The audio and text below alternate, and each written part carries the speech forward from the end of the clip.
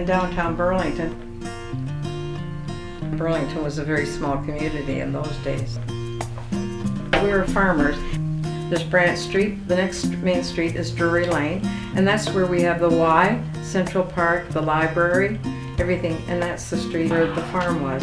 And I said, like, if my dad was still alive, there's a stoplight on one corner of the farm, four-way stop on the other, you know, and he said he wouldn't have believed it because we didn't have hydro at that time, and it's downtown Burlington, but we were in the township, and I ended up going to a two-room country school. One of the things that I was going to be was a career girl because I really had no intention of ever getting married. My husband, he used to come into the office to place his order for material, and one of the girls in the main office wanted to get married. And when I found out that he was single, because most builders were married, and here he was single, and this girl would have made a terrific wife for him, so I wanted to introduce them, and she was willing to meet him. And so I did introduce them, but he didn't ask her out. He ended up asking me out, and I was so surprised. I couldn't remember whether I'd said yes or no. And then we were so innocent in those days, really.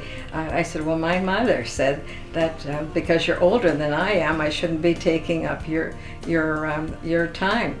And so when I came home after our drive, we had a squeaky back door. That's how my mother always knew when my brother and I came home.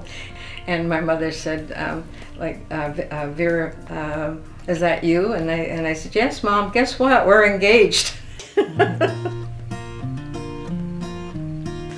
The most amazing thing that happened in my life was the fact that my cat actually saved my life.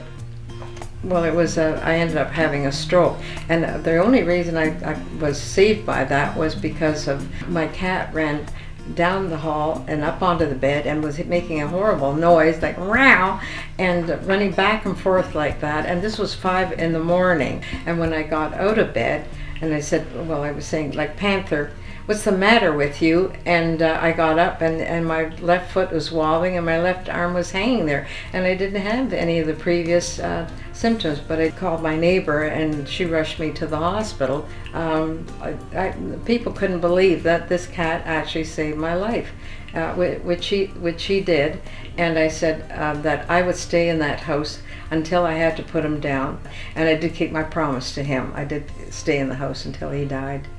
But now I'm almost 83 and I'm still here, so I just feel very, very blessed.